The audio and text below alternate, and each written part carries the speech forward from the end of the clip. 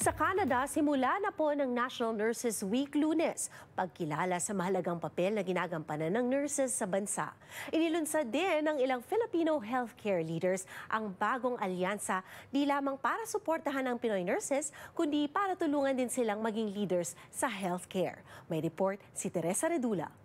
We envision a future where Filipino-Canadian nurses are seen not just as essential workers, but as leaders and experts in healthcare. Ito raw ang pangarap ni Frida Chavez, founding president ng Alliance of Filipino Nursing Professionals in Canada o AFNPC, isang grupong layong maisulong ang advokasya ng iba't ibang Filipino-Canadian nursing organizations at maingganyo ang Filipino nurses na marating ang leadership positions. We focus on what comes after licensure, advancing Filipino nurses into leadership, academia, and decision-making roles. May local chapters ang grupo, nakatutok sa isyong natatangi sa bawat rehiyon.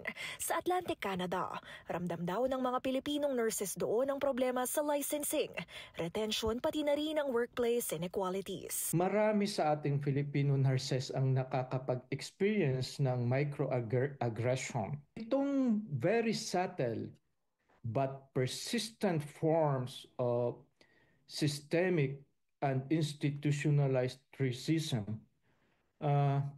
nagre-result ito para mapababa mo ang self-confidence ng mga nurses. Issue naman gaya ng credential recognition at mental health dulot ng isolation ng ramdam ng nurses sa prairies. Also kind of looking around and going, where are my supports?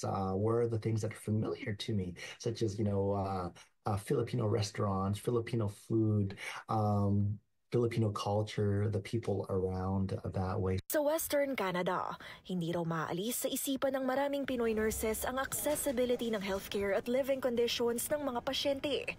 Gayon din ang mental health services, diskriminasyon at dagdag suporta para tugunan ang pangangailangan ng mga pasyente sa indigenous communities. Many Filipino nurses work with indigenous patients in communities, either on and off reservations.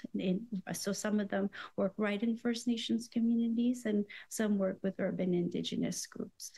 And so there is a continued need for unlearning and learning ways that Filipinos can support decolonization. Sa pag-aaral ng Statistics Canada noong 2021, nagmula sa Pilipinas ang malaking bahagi ng mga immigrants mula Southeast Asia na nagtatrabaho sa healthcare. Kaya determinado ang AFNPC na maipakita sa decision-making bodies na higit sa bilang, kayang makipagsabayan ng mga Pilipinong nurses at maging leader ng healthcare dito sa Canada.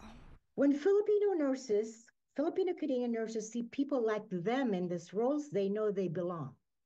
They can lead. Teresa Redula, Omni News, Toronto.